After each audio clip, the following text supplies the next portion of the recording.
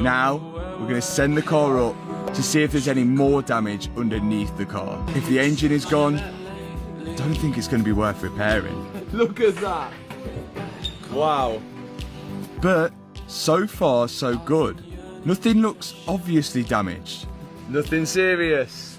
In fact, all of the under trays still look intact. Some of the aero underneath it does look slightly damaged, but it's not as bad as what I thought it was going to be. So there's some good news, I think.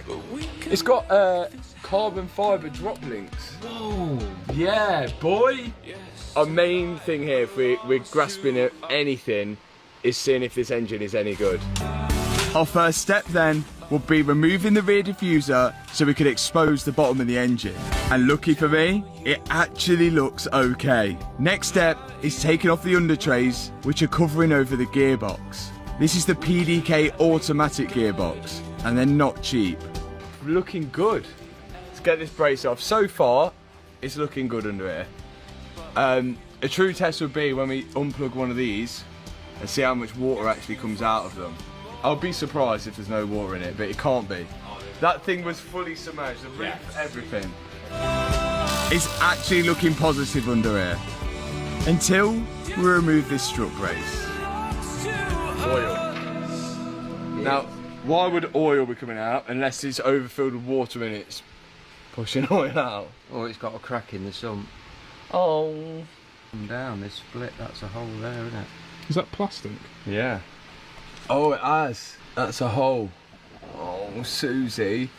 That means that is definitely going to be full of water. So, it uses all the electrics to change gear, and electric and water don't really mix, so maybe that's not very good. Okay. Working our way through this, and we've got a hole in the gearbox sump. So, best case scenario, we drain the oil out of that, we fill it with new oil and everything works. We don't know whether that'll work or not, and there's only one way to find out about that. Right now, we're about to find out how much water is inside the engine. And best way of doing that is draining the sump, and oil is not supposed to mix with water. And there's only supposed to be oil in the bottom of this. Let's find out. You can see it already. Oh no! Oh! Oh, where's the oil? Give it a second. Oh my! Oh, look at that coming out of there. Oh my god! It's was... like cheese. It's like cheese. Do you know if we take the oil filter off, Yeah. if it's got water in the oil filter, would it have been running? Well, you think there's just going to be water everywhere, wouldn't you? But that was my next step, removing the oil filter from the bottom of the engine. Some are good. And yet, it was full of water. Oh dear. No. Now, engine is very bad. Oh, there's a bit of oil.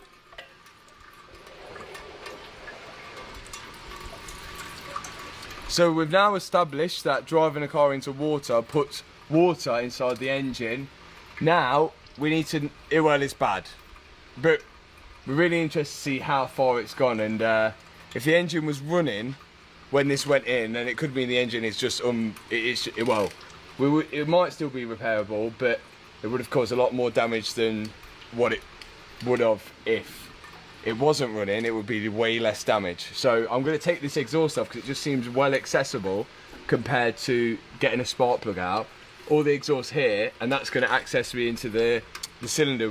Should be able to see any valves, if there's any water in the engine there, because we imagine there's probably going to be a lot of water all sitting in this exhaust as well. So that's my next objective. Now, having this much water inside the engine isn't a problem as long as we can drain it all out before we attempt to start it back up. The problem is if the water is in it when it was running. If so, some of the water could have got sucked into the cylinder, and when the piston goes up on the compression stroke, it's not going to be able to compress the water, which would then cause a lot of damage, maybe even bending a con rod.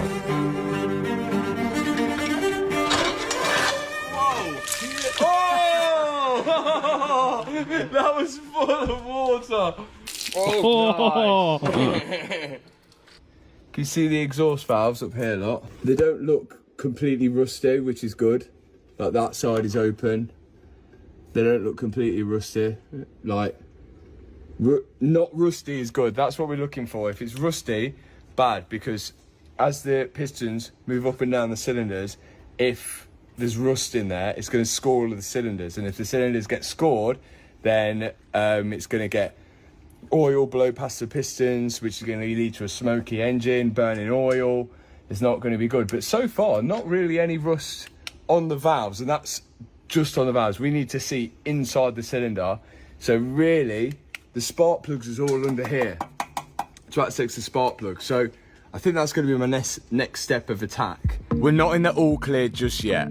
Even if the engine wasn't running, but water was in there, it still can cause damage because of the rust. Now, if there's rust which has gone on the back of the valves, that could then cause the valves not to seat properly when they go back into place, which would make the engine lose compression. Another place where it might be rusty as well is inside the cylinder. And if it's rusty inside the cylinder, as I mentioned, if we try and turn over the engine and there's rust in there, then it could scratch up all the inside of the cylinder. And these are machined to perfection. If we scratch it, again, we can lose compression. So now I'm removing the spark plugs, so then hopefully we can put a camera through the spark plug hole to see if there is any rust inside the cylinder. My dad's got the coil packs out and it's not looking great. They seem to be pretty wet.